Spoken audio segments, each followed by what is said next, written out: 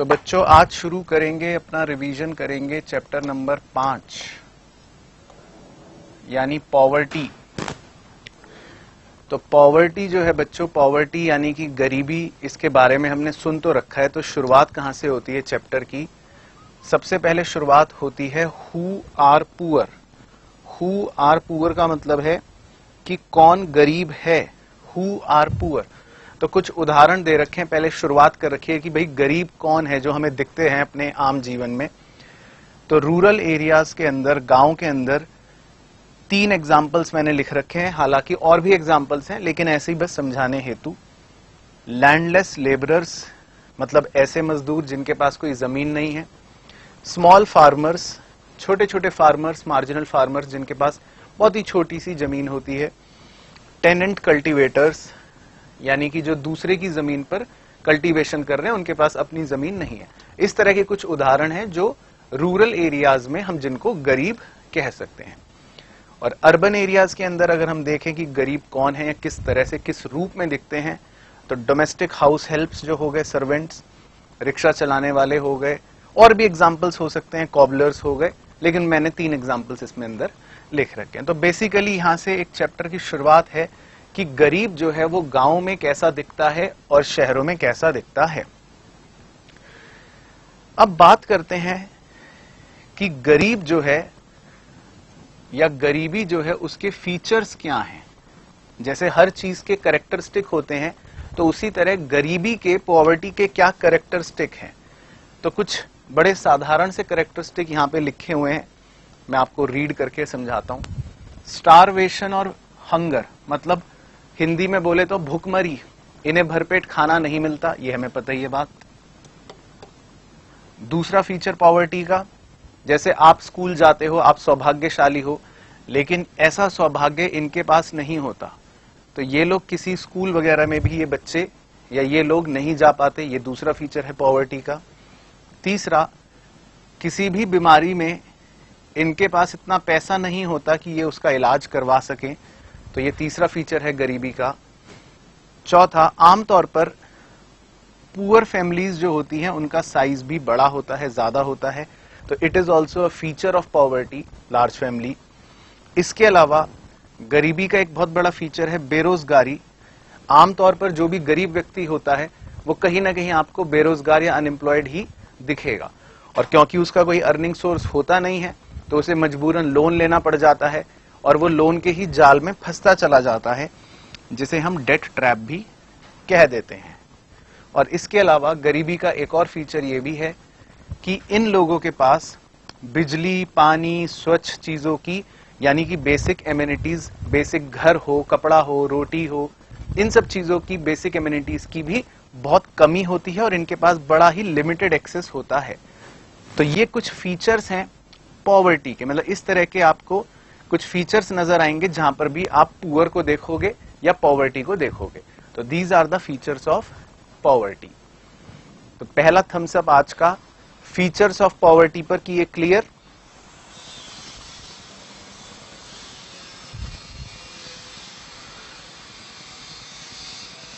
Okay,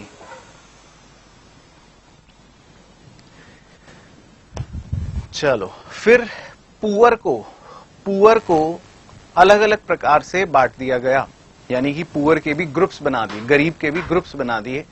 एक को बोल दिया क्रॉनिक पुअर, एक को बोल दिया चर्निंग पुअर, एक को बोल दिया ट्रांजिएंट पुअर। तो अब आपका भी खेल शुरू हो जाएगा मेरे साथ साथ। तो क्रॉनिक पुअर कौन होते हैं, जल्दी से एक लाइन में भेजो क्रॉनिक पुअर।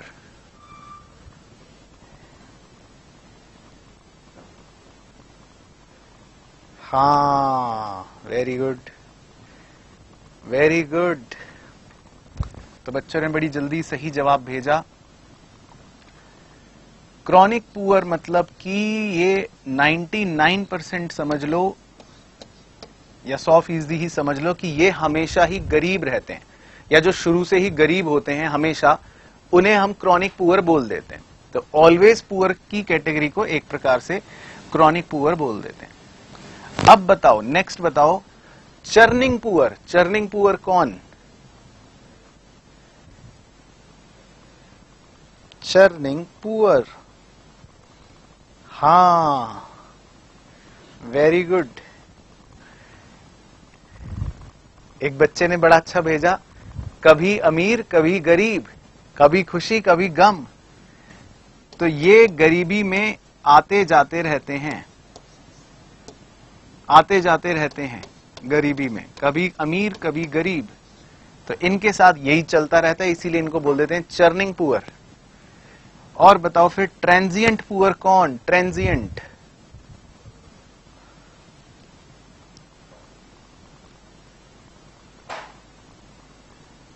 गलत, एक बच्चे का गलत। हाँ, मेजॉरिटी का सही।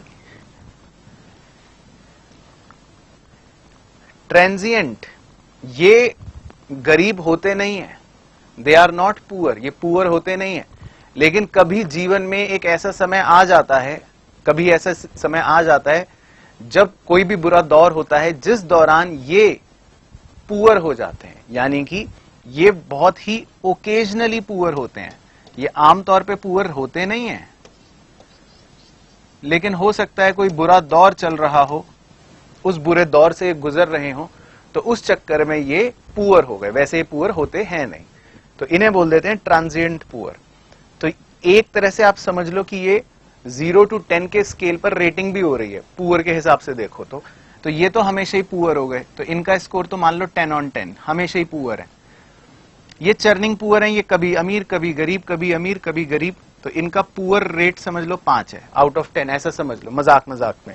ये ट्रांजिएंट पुअर है, ये मेजॉरिटी टाइम में अमीर ही रहते हैं, एक बुरा फेज जब आता है तब ये गरीब हो जाते हैं, तो इनका गरीबी रेट ले लेते हैं 1 out of 10, तो ऐसा समझ लो। तो क्रॉनिक हमेशा चर्निंग कभी इन कभी आउट, और ट्रांजिएंट कभी अमीर, ज्यादातर अमीर, बहुत ही कभी कभार गरीब। तो ये हो गई 3 कैटेगरी। तो यहां तक का भेजो जी, क्लियर हो गई कहानी।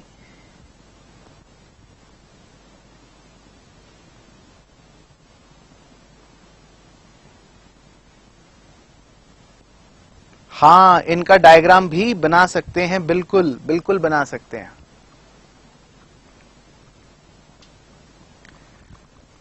Yes, okay okay.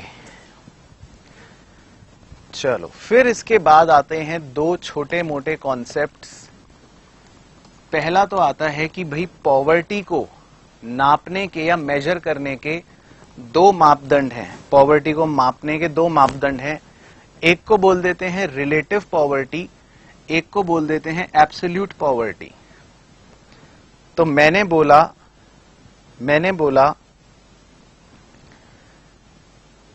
20%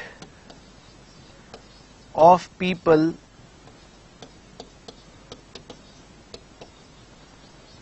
in country X lives below poverty line।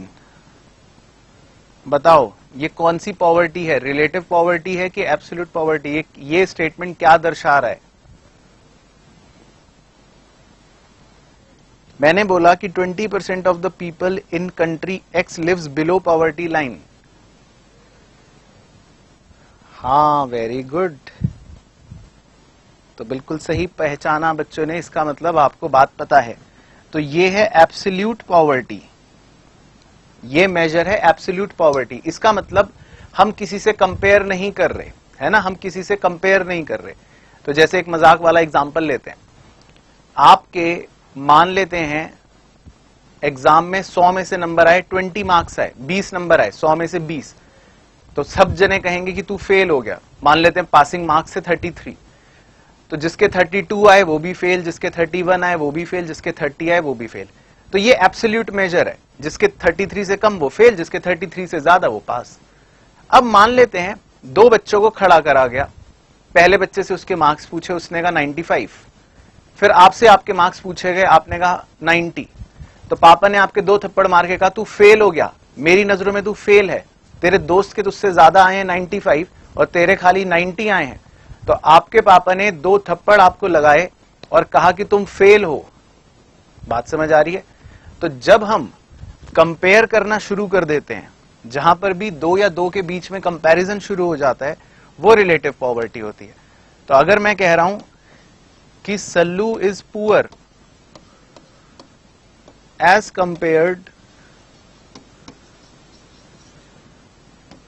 To SRK, तो सल्लू इज पुअर, तो इसका मतलब ये स्टेटमेंट जो है, ये जो मैं कह रहा हूं, ये जो मैंने मेजर करा, ये मैंने रिलेटिव कॉन्सेप्ट का इस्तेमाल करा। हां, सल्लू इज पुअर, बिल्कुल सही। तो ये मैंने रिलेटिव कॉन्सेप्ट का इस्तेमाल करा। तो बताओ, अब पहले ये बात बताओ, इसका थम्स अप भेज दो कि रिलेटिव और एब्सोल्यूट पॉवर्टी के मेजर क्लियर हो गए। ओके,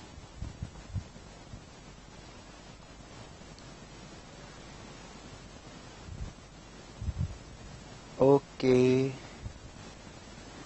चलो ठीक है। अब सबसे बढ़िया कॉन्सेप्ट, पॉवर्टी लाइन, गरीबी रेखा। गरीबी रेखा बच्चों, पॉवर्टी लाइन, गरीबी रेखा, ये बन गई, ये मैंने बना दी डार्क। पॉवर्टी लाइन, मान लो ये पॉवर्टी लाइन बना दी, गरीबी रेखा। तो कैसे पता चलेगा कि गरीबी रेखा क्या है? कैसे पता चलेगा गरीबी रेखा का मापदंड क्या है? कैसे पता चलेगा कि हम गरीबी रेखा के नीचे हैं या ऊपर हैं? तो बच्चों, गांव में है अलग क्राइटेरिया और शहरों में है अलग क्राइटेरिया। गांव में है अलग, शहर में है अलग। अब जल्दी से ये बताओ, गांव में, रूरल एरिया के अंदर कितने रुपए महीना से कम खर्च करने वाला व्यक्ति गरीब माना जाएगा? बताओ, कितने रुपए पर मंथ?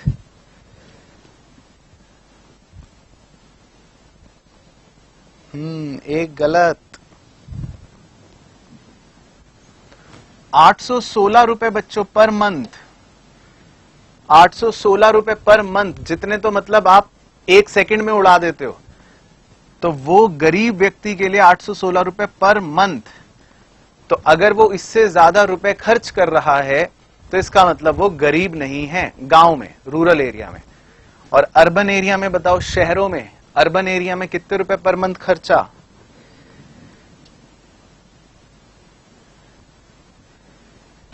ओके, तो सबने रट के बैठे हैं सब बच्चे, सबके सही। 1000 रुपए पर मंथ। तो अगर आप अर्बन एरिया में 1000 रुपए पर मंथ से ज्यादा खर्च कर रहे हो तो फिर हम गरीब नहीं हैं। फिर आप खाना खाते हो, हाँ सर खाते हैं खाना, तो आप कैलोरीज इनटेक करते हो, है ना? और आजकल तो वैसे ही ज्यादा कर रहे होंगे, आप देख ही रहे होंगे अपना हाल।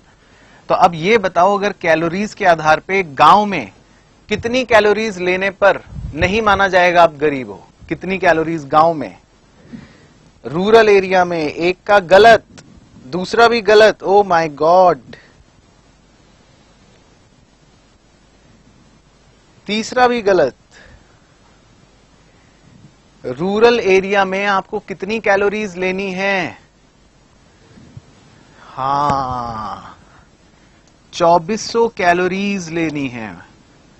तो अगर आप गांव में रह रहे हैं, रूरल एरिया में रह रहे हैं, और आप दिन के 2400 कैलोरीज इनटेक कर पा रहे हैं, तो मतलब माना यह जाएगा कि आप गरीब नहीं हैं। तो कैलोरीज के आधार पे रूरल एरिया में हो गया 2400 कैलोरीज। और शहर में आप रहते हो जो, तो आप अपना बताओ, अर्बन एरिया में कितनी कैलोरीज? एक बच्चे ने भेजा 21,000। नहीं मेरे दोस्त, उसमें तो फटके सांड हो जाओगे।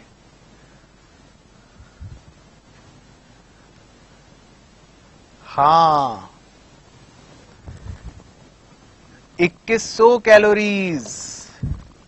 तो अगर आप अर्बन एरिया में हो तो 2100 कैलोरीज अगर ले रहे हो या उससे ज्यादा, तो आप गरीब नहीं माने जाओगे। उससे कम कैलोरीज अगर ले रहे हो तो माने जाओगे कि आप गरीब हो, यानी कि पॉवर्टी लाइन के नीचे हो। तो ये तो हो गए क्राइटेरिया, पॉवर्टी लाइन के ऊपर या पॉवर्टी लाइन के नीचे के। अब मान लेते हैं पॉवर्टी लाइन ये है, ये भी पॉवर्टी लाइन ही मान लो थोड़ी देर के लिए, ये पॉवर्टी लाइन है। अब इस पॉवर्टी लाइन के नीचे बताओ ये जो पहला आदमी है इसे क्या बोलते हैं, बताओ। पॉवर्टी लाइन के नीचे इस पहले आदमी को क्या बोलते हैं? सर पहले आदमी को क्या बोलते हैं पॉवर्टी लाइन के नीचे? ये हमें क्या पता, बताओ क्या बोलते हैं। एक बच्चा कह रहा है मनोज। अच्छा, इसे बोलते हैं पुअर। जो पॉवर्टी लाइन के नीचे पहला आदमी है इसे बोलते हैं पुअर।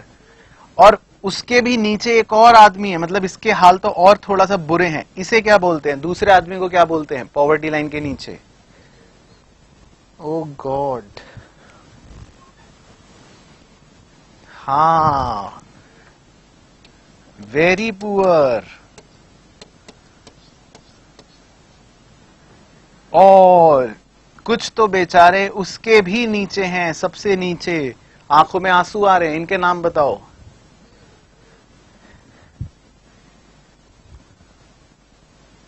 सबसे नीचे वालों का?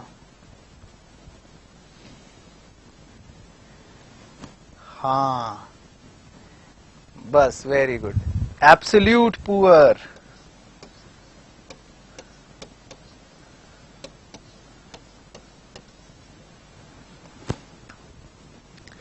ठीक है। एक बच्चा कह रहा है विनोद, वेरी विनोद, एब्सोल्यूट विनोद। ये लिख देना एग्जाम में, ये लिखाना, ये लिख कर आना बच्चों आंसर में। टीचर भी नंबर देगा, 0 विनोद, 0 विनोद। ये लिखना वहां पे एग्जाम में, तब सब निकलेगा।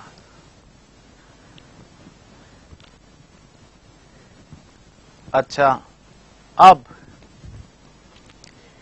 ये बताओ जो पॉवर्टी लाइन के ऊपर ये जो पहला आदमी है ये कौन है? पॉवर्टी लाइन के ऊपर पहला आदमी कौन है? ये, इसका नाम बताओ पहले आदमी का।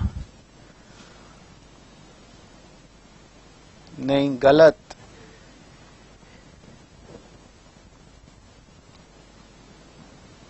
हाँ, वेरी गुड, अब सही आए। पहले आदमी का नाम होता है, ये याद रखना है। अब मस्ती मजाक छोड़ो, ये याद रखना है, नॉट सो पुअर।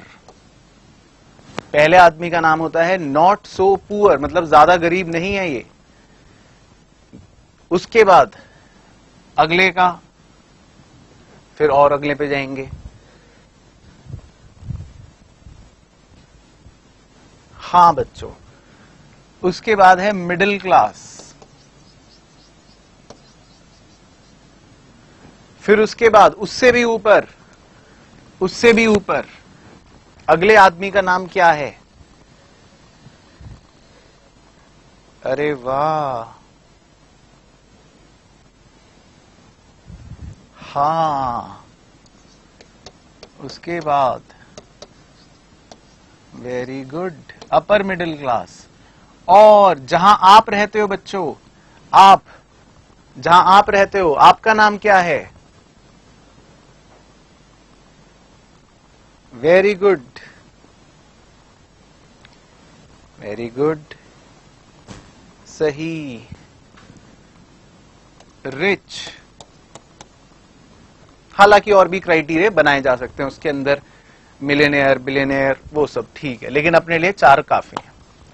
तो पॉवर्टी लाइन के नीचे उनके नाम याद रखने हैं 1 नंबर के क्वेश्चन के लिए, पॉवर्टी लाइन के ऊपर उनका नाम याद रखना है 1 नंबर के लिए पूछ सकता है, और क्राइटेरियाज याद रखने हैं। ठीक है, तो अब ये पूरा पेज क्लियर हो गया, तो पूरे पेज का थम्स अप भेजो।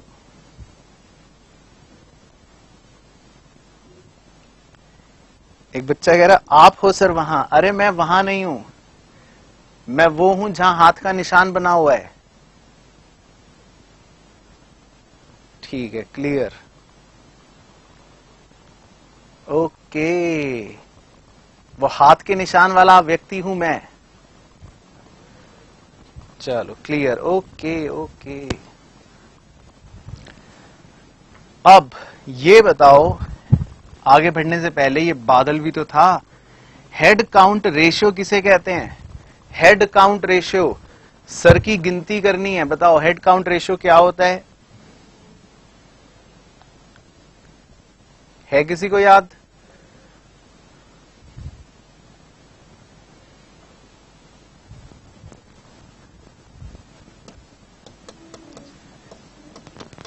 Very good, very good, very good, सही भेजा बच्चों ने, बिल्कुल। हाँ, पॉवर्टी लाइन के नीचे ये गिनती हो रही है, ठीक है ना, तो नंबर ऑफ फैमिलीज जो बिलो पॉवर्टी लाइन रह रही हैं ये लोग, तो इन्हें हेड काउंट रेशियो बोल देते हैं एक तरह से, तो 1 नंबर में पूछ सकता है। चलो ठीक है, तो ये हो गया अपना एक पूरा कॉन्सेप्ट फिनिश। अब बढ़ते हैं बच्चों जी आगे। अब आएगा हमारा क्वेश्चन जो 4 या 6 नंबर में, वो आएगा कॉजेज ऑफ पॉवर्टी, मतलब गरीबी के कारण क्या हैं हमारे भारत देश में, कॉजेज ऑफ पॉवर्टी, ठीक है ना। क्वेश्चन डायरेक्ट ही पूछेगा, इनडायरेक्ट इसमें ज्यादा कुछ है नहीं, तो बस हमको याद होने चाहिए अच्छे से कि पॉवर्टी के, गरीबी के क्या कारण है। तो बच्चों एक कारण तो ये है कि हमारे देश का जो इकोनॉमिक ग्रोथ है वो काफी स्लो है, धीमा है या कम है कह लो, मतलब जितना होना चाहिए उतना है नहीं इकोनॉमिक ग्रोथ। तो हो क्या रहा है, इकोनॉमिक ग्रोथ हो रहा है बहुत कम, पॉपुलेशन बढ़ रही है ज्यादा तेजी से, तो गरीबी जो है वो कहीं ना कहीं टेक्निकली बढ़ रही है क्योंकि पर कैपिटा इनकम बढ़ रही है। तो हमारी इकोनॉमी के अंदर जीडीपी का जो ग्रोथ है वो बहुत स्लो है, बहुत कम है, बहुत ज्यादा ही कम है, होना चाहिए ज्यादा। तो पहला कारण है गरीबी का कि हमारी इकोनॉमी का इकोनॉमिक ग्रोथ क्या है, कम है या स्लो है। उसके बाद पॉपुलेशन एक्सप्लोजन, धमाका, ठीक है ना। हमारे देश में जो पॉपुलेशन है वो बढ़ रही है बिल्कुल धमाके की रफ्तार से, यानी कि पॉपुलेशन जो है वो एक्सप्लोड हो चुकी है और हो रही है, तो वो लगातार बढ़ रही है बहुत तेजी से, और जीडीपी उतना बढ़ नहीं रहा। तो दूसरा गरीबी का कारण क्या हो गया कि जनसंख्या का बहुत तेजी से बढ़ना। तो ये दोनों पॉइंट कहीं ना कहीं रिलेटेड ही हैं आपस में, लेकिन 2 पॉइंट हो गए। तीसरा कारण गरीबी का, भाई इंसान गरीब कब होगा, जब उसके पास काम नहीं होगा। तो एक कारण गरीबी का क्या कि हमारे देश में बेरोजगारी भी क्या है, ज्यादा है। ओके, तो एक कारण ये गरीबी क्या है, ज्यादा है। उसके बाद चौथा कारण बड़ा ही टेक्निकल और इकोनॉमिक कारण है कि हमारे देश में आमतौर पे देखा यह गया कि प्राइजेस जो हैं वो काफी तेजी से बढ़ते रहते हैं, जिसे सरल भाषा में कह देते हैं महंगाई, कि हमारे देश में इन्फ्लेशन भी एक कारण है गरीबी का। अब इन्फ्लेशन होने का मतलब क्या कि भाई चीजें जो हैं वो महंगी हो रही हैं, काफी महंगी हो रही हैं। तो कोई पर्टिकुलर चीज पहले जो 5 लोग खरीद पा रहे थे, आज सिर्फ 2 ही खरीद पा रहे हैं। तो एक तरह से रिलेटिवली देखो तो बाकी 3 गरीब हो गए ना, तभी तो नहीं खरीद पा रहे। तो क्यों नहीं खरीद पा रहे, क्योंकि महंगाई बढ़ रही है। तो गरीबी का एक कारण ये है भारत में कि महंगाई या इन्फ्लेशन जो है वो भी बढ़ रहा है। उसके बाद एक कारण लैक ऑफ इंफ्रास्ट्रक्चर। अब इंफ्रास्ट्रक्चर में बहुत सी चीजें आ जाती हैं, इसमें रोड्स भी आ गए, इसमें ब्रिजेस भी आ गए, इसमें स्कूल, हॉस्पिटल या और कोई एजुकेशनल इंस्टीट्यूट सब आ गए। तो हमारे देश में जो इंफ्रास्ट्रक्चर है वो भी कम अच्छा है। तो रोड ज्यादा बनती नहीं है तो रोजगार नहीं हो पाता, लोगों पैसे कैसे कमाएंगे। स्कूल ज्यादा है नहीं तो अच्छी शिक्षा प्राप्त नहीं कर पाते, इसलिए गरीब रह जाते हैं।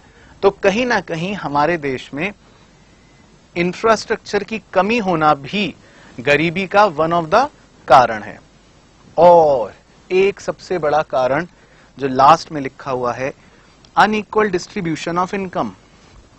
इसका मतलब ये कि हमारे देश में जो इनकम और वेल्थ है, यानी जो संपत्ति है, उसका कॉन्सेंट्रेशन है। कॉन्सेंट्रेशन यानी कि कुछ चुनिंदा लोगों के पास ही बहुत सारी जमा पूंजी या वेल्थ है, तो वो तो अपना फायदा देखते हैं, अमीर होते रहते हैं। और मेजॉरिटी जो है, जो गरीब है या जो अफोर्ड नहीं कर सकती, वो सामान बेचारी खरीद नहीं पाती, ऑलरेडी अमीर उनको और एक्सप्लॉइट करता रहता है, तो अमीर होता रहता है, गरीब बेचारे बढ़ते रहते हैं। तो कहीं ना कहीं एक कारण हमारे देश के अंदर गरीबी का अनइक्वल डिस्ट्रीब्यूशन ऑफ इनकम भी है, यानी रिच तो और रिचर हो रहा है, लेकिन पुअर और पुअरर हो रहा है। तो ये कुछ कारण हैं हमारे देश में गरीबी के। तो पहले ये कारण क्लियर हो गए, कॉजेज ऑफ पॉवर्टी।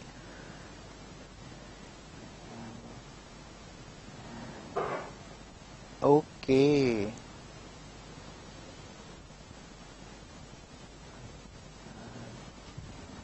क्लियर, ठीक है। अब ये गरीबी हटेगी कैसे, अब ये गरीबी हटाई कैसे जाएगी, इस पर भी चर्चा होनी चाहिए सर। तो गरीबी हटाने के लिए एक 3 डायमेंशनल अप्रोच का सहारा लिया जाता है हमारे देश में। 3 डायमेंशनल अप्रोच का मतलब है कि 3 मोटी मोटी चीजें करने पर फोकस किया जाता है। एक का, पहले का तो नाम है growth oriented approach. Growth oriented approach तो बस सीधा सीधा ये कहती है, इस पर फोकस करती है कि हमने यहां देखा कि हमारे देश का इकोनॉमिक ग्रोथ कम है ना, कम है।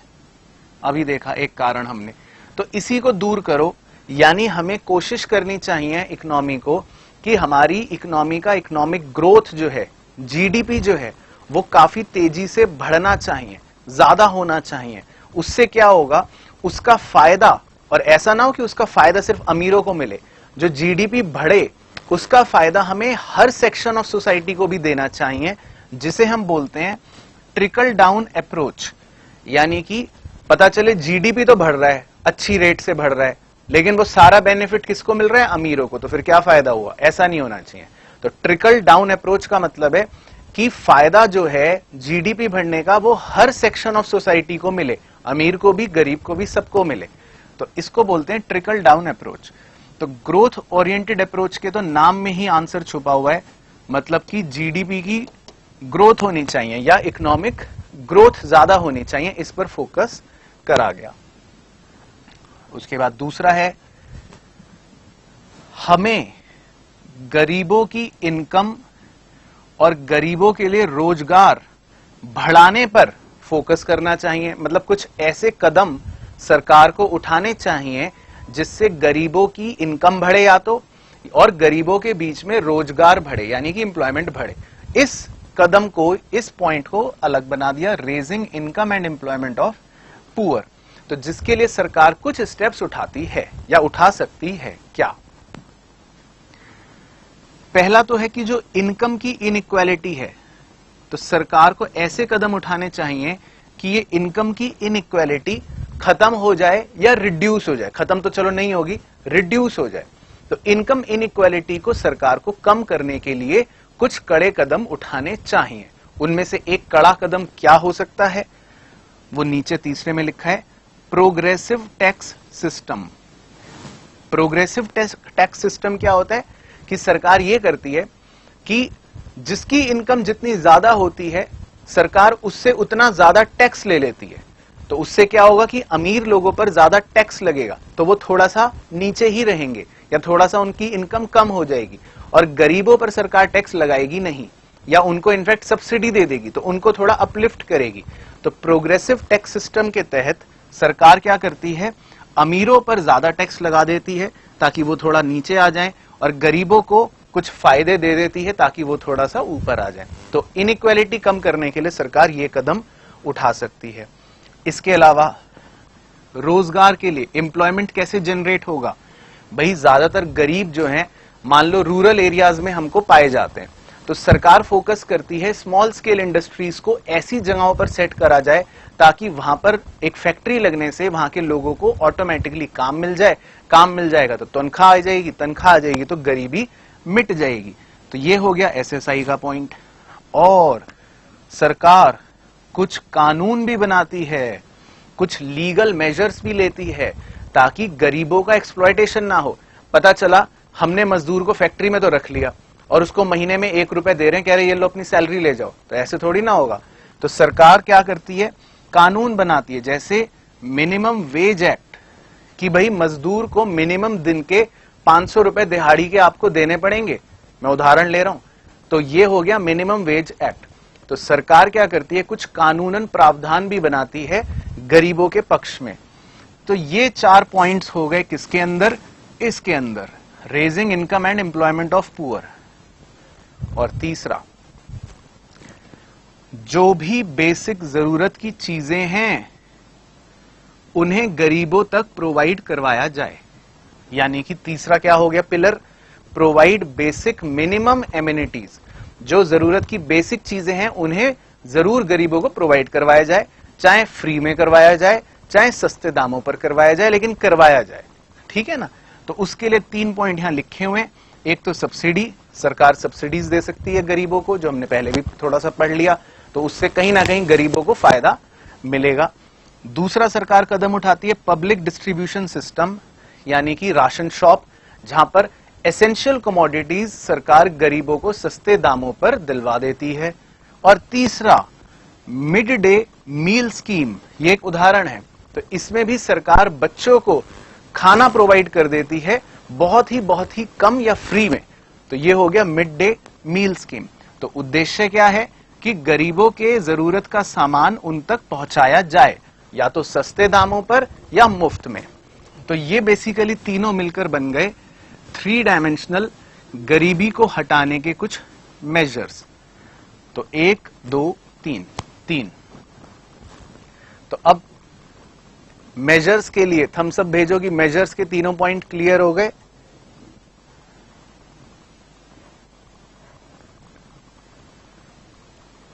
ओके,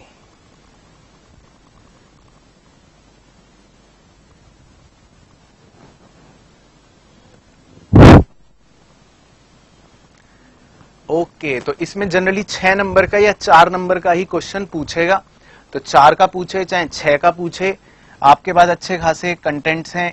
1 और 4 पॉइंट इसके, 5, 3 पॉइंट इसके, 8 पॉइंट्स हैं टोटल कुल मिलाकर। तो किसी भी तरह से घुमा फिरा के आप लिख सकते हो।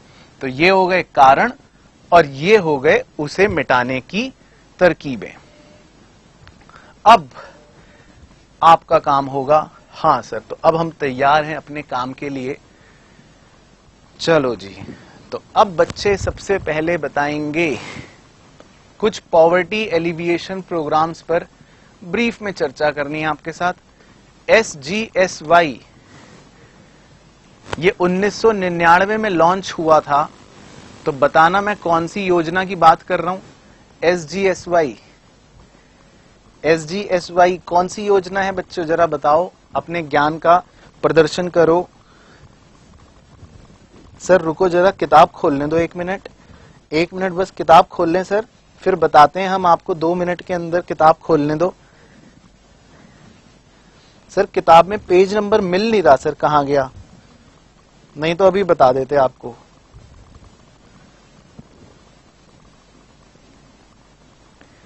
मिल गया सर, मिल गया, पेज नंबर भी मिल गया। अब हम भेज रहे हैं आंसर सर, देख लिया हमने किताब से। वेरी गुड बच्चों। स्वर्ण जयंती ग्राम स्वरोजगार योजना, हाँ वेरी गुड, ठीक है। स्वर्ण जयंती ग्राम स्वरोजगार योजना, ठीक है, हाँ सही है। किताब से देख के बता रहे हो, उसमें सही तो हो गई। स्वर्ण जयंती ग्राम स्वरोजगार योजना। अच्छा, तो ये बच्चों बस छोटे छोटे पॉइंट्स है इसमें, मतलब इन सब योजनाओं के अंदर आपको बस सबके बारे में बेसिक जानकारी होनी चाहिए। क्वेश्चन जो है वो 1 मार्क्स या मैक्सिमम 3 का ही इसमें पूछता है ना। अच्छा, इस योजना के अंदर बस 2-3 बातें हैं। एक, सेल्फ हेल्प ग्रुप्स की बात की गई है। SHG मतलब सेल्फ हेल्प ग्रुप्स। तो सेल्फ हेल्प ग्रुप्स का कॉन्सेप्ट क्या होता है बेसिकली कि भाई कुछ ऐसे लोग जिनको पैसों की शायद आवश्यकता पड़े कभी, लेकिन उनके पास खुद के पास ज्यादा फंड नहीं होते, लेकिन वो ऐसे लोग अपना एक संगठन बना लेते हैं। तो अगर 100 लोगों ने भी 500-500 रुपए जमा कर लिए तो उनके पास 50,000 रुपए का एक फंड इकट्ठा हो गया। तो अगर किसी को पैसों की आवश्यकता पड़ती है तो उस फंड में से उसको दे देते हैं और सस्ता इंटरेस्ट उससे ले लेते हैं। तो इस तरह का इनका अपना एक सेल्फ हेल्प ग्रुप बन जाता है। हाँ, बाकी इस योजना का फोकस जो है वो रूरल एरियाज पर ही रहा है, और वो तो इसमें आ भी रहा है, ग्राम मतलब रूरल एरिया। और अब ये बताओ कि यही योजना अब किस नाम से पुकारी जाती है? हाँ, लिख के बैठे थे बच्चे, पहले से ही किताब से देख लिया था कि सर ये पूछेंगे, पहले ही लिख के बैठ जाओ।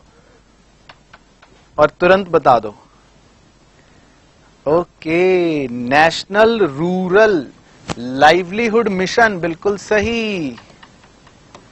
नेशनल रूरल लाइवलीहुड मिशन, सही बच्चों, सही। अच्छा, उसके बाद आगे बढ़ते हैं, इस पे बाद में आऊंगा। उसके बाद PMGSY, बताओ PMGSY ये कौन सी योजना की मैं बात कर रहा हूं?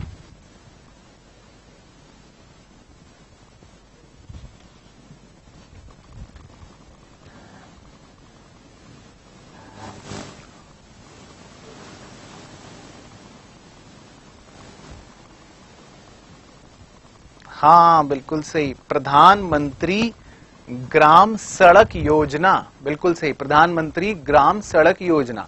तो बेसिकली ग्राम मतलब गांव, रूरल एरिया, सड़क मतलब रोड।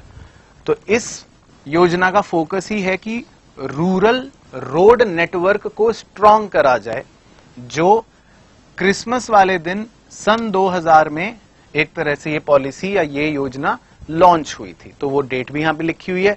और 100% ये योजना जो है ये सेंट्रल गवर्नमेंट ही स्पॉन्सर करती है, या इसका सारा खर्चा या बीड़ा सेंट्रल गवर्नमेंट ही उठाती है, ये इसमें लिखा हुआ है। फिर बताओ IAY, IAY कौन सी योजना?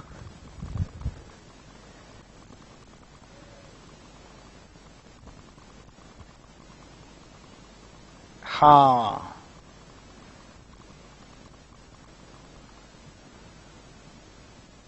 इंदिरा आवास योजना, बिल्कुल सही बच्चों, इंदिरा आवास योजना बेसिकली की जो रूरल एरियाज में जो लोग हैं उनको कुछ ना कुछ छोटी सी चाहे झोपड़ी ही सही कुछ रहने का, आवास का मतलब होता है घर एक तरह से, तो उसकी योजना जो वैसे 1996 में एक इंडिपेंडेंट योजना की तरह लॉन्च हुई थी। और 75-25 लिखने का मतलब है कि इसमें सेंट्रल गवर्नमेंट जो है वो 75% खर्चा करती है और 25% जो है स्टेट गवर्नमेंट इसमें खर्चा करती है।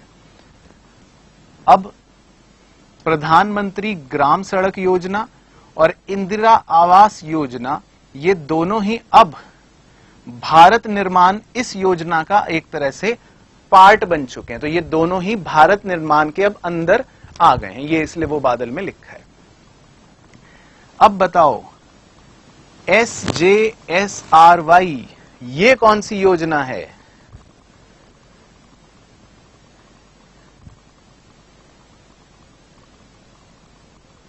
SJSRY,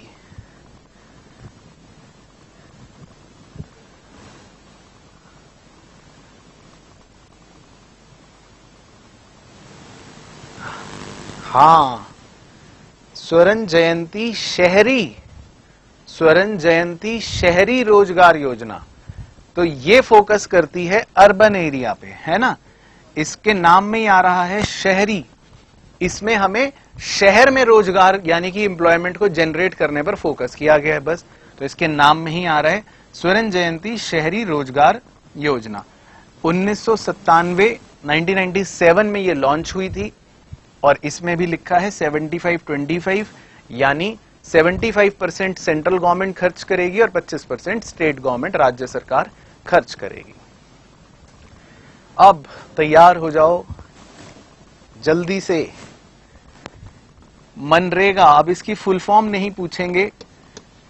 अब ये बताओ कि ये कौन से सन में लॉन्च हुई थी? 2000 कब?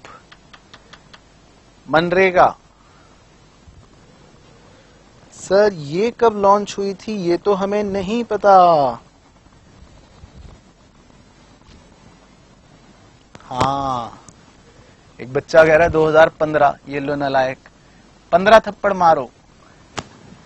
2005 मतलब, और होते होते वैसे फरवरी 2006 हो गया था, लेकिन 2005 में ही मानेंगे। 2005, एक बच्चा कह रहा है 20,005। हाँ, तुम तब तक जिंदा रहना 20,005 तक। उसके बाद फिर ये बताओ कि इस योजना के तहत हम कम से कम कितने दिनों की वेज एम्प्लॉयमेंट देने का प्रॉमिस करते हैं, कितने दिनों की मिनिमम। यस, बिल्कुल बच्चों, बिल्कुल। जितने मार्क्स आपके इकोनॉमिक्स में आएंगे बोर्ड्स में 100, तो इस योजना में 100 दिनों की मिनिमम वेज एम्प्लॉयमेंट देने का प्रावधान है। ठीक है सर। उसके बाद ये योजना वुमेन एम्पावरमेंट पर भी आधारित है, क्योंकि इसमें यह प्रावधान है कि जो भी बेनिफिशियरीज होंगे उसमें 1/3 1/3 महिलाओं का होना अनिवार्य है। ओके, तो इसीलिए ये योजना वुमेन एम्पावरमेंट पर भी बेस्ड है।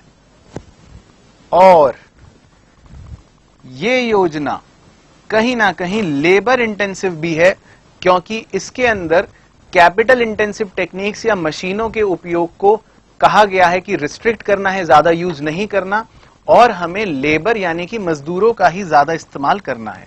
तो इसीलिए इस योजना के तहत या इस योजना में हम कह सकते हैं कि ये लेबर इंटेंसिव भी है। तो ये हो गए कुछ पॉवर्टी एलिविएशन प्रोग्राम्स। इसके अलावा भी हैं कुछ छुटमुट अदर्स के अंदर जो हम ऑलरेडी वैसे डिस्कस कर चुके हैं। तो अब ये एक बार बता दो कि ये ओवरव्यू सारा क्लियर हो गया एलिविएशन प्रोग्राम्स का।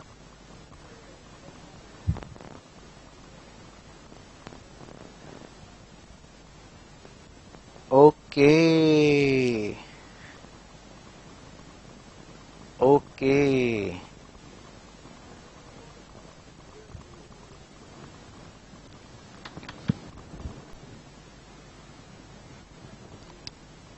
यस। चलो, तो अब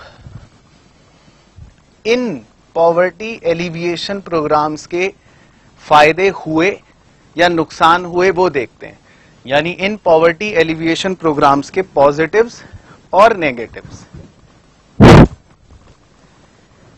तो बताओ पॉजिटिव्स क्या क्या हुए बच्चों, बताओ पॉजिटिव्स क्या क्या हुए पॉवर्टी एलिविएशन प्रोग्राम के, क्या फायदे रहे।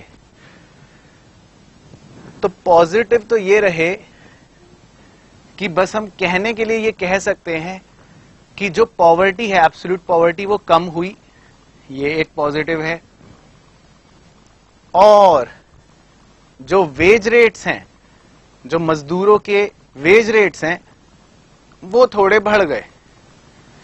तो पॉवर्टी एलिविएशन प्रोग्राम के अगर पॉजिटिव्स की बात करें तो ज्यादा है नहीं, मोटे मोटे पॉजिटिव घुमा फिरा के दो ही हैं, गरीबी कम हो गई एब्सोल्युटली और वेज रेट्स थोड़ा बढ़ गए एब्सोल्युटली। अच्छा, नेगेटिव्स क्या हैं सर, पॉवर्टी एलिविएशन प्रोग्राम के नेगेटिव्स क्या हैं। तो नेगेटिव्स की तो बच्चों मेरे पास जगह कम पड़ गई थी तो इसलिए खाली 6 लिख पाया, नहीं तो नेगेटिव्स की तो भरमार है। इनएफिशिएंट इंप्लीमेंटेशन, पॉलिसी तो बन गई, योजना तो बन गई, लेकिन वो योजना जहां इंप्लीमेंट होनी चाहिए ढंग से, वो ढंग से हुई नहीं, यानी कि इनएफिशिएंट तरीके से हुई, जितने अच्छे से होनी चाहिए उतने अच्छे से नहीं हुई। दूसरा, इग्नोरेंस ऑफ टारगेट पुअर।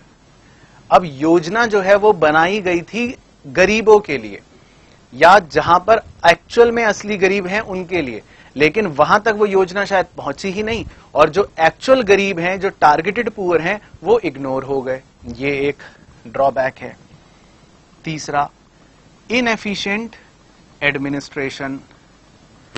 अब प्रधानमंत्री या जो भी मान लो राज्य का मंत्री, अब वो तो जाएगा नहीं एक एक जगह जाके योजना देखेगा खड़ा होकर कि लग गई क्या सही से, वो तो अपनी ड्यूटी असाइन कर देंगे किसी सरकारी दफ्तर को या किसी भी एडमिनिस्ट्रेशन को। अब वो एडमिनिस्ट्रेशन ढंग से काम नहीं करते, तो इनएफिशिएंट एडमिनिस्ट्रेशन, तो ये सारी योजनाएं फिर बेकार हो जाती हैं। नो फॉलो अप, कहीं कहीं पर योजना अप्लाई तो कर दी, एक बार एप्लीकेबल हो गई, लेकिन बस हो गया और छुट्टी, बस फिर आप कौन मैं कौन हम नहीं जानते। उसके बाद फॉलो अप भी तो हो, पता तो चले कि उससे फायदा हो भी रहा है या नहीं, कोई फॉलो अप नहीं हुआ। उसके बाद करप्शन, इसकी तो बात ही करना बेकार है, ये तो आपको पता ही है। अब योजना का पैसा जो गरीबों के लिए लगना चाहिए उसमें से कुछ कुछ घोटाले हो गए, कुछ कुछ करप्शन हो गया, अफसरों ने अपनी जेब भर ली, तो गरीबों तक असली बेनिफिट इन प्रोग्राम्स का पहुंचा ही नहीं। और बहुत से रिमोट एरियाज तो ऐसे हैं अभी भी जहां तक ये योजना पहुंच ही नहीं पाई, और या पहुंचना बड़ा मुश्किल है। तो बहुत से रिमोट एरियाज तो ऐसे हैं जहां पे गरीब रहते हैं, वहां पर इन योजनाओं का बेनिफिट तो पहुंच ही नहीं पाता। और इसके अलावा भी बहुत नेगेटिव्स हैं। बैंक गरीबों को लोन देने के लिए राजी नहीं होते, तो सरकार ने तो योजना बना दी कि हम आपको पैसे प्रोवाइड करवा देंगे, लेकिन बैंक मानते नहीं है। तो मतलब इन सब योजनाओं के नेगेटिव्स जो हैं वो बहुत सारे हैं, लेकिन पॉजिटिव जो थे वो सिर्फ 2 ही थे। तो ये है बेसिकली पॉवर्टी एलिविएशन के पॉजिटिव्स और नेगेटिव्स।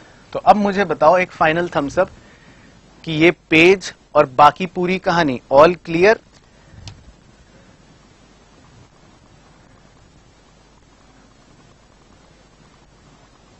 ओके,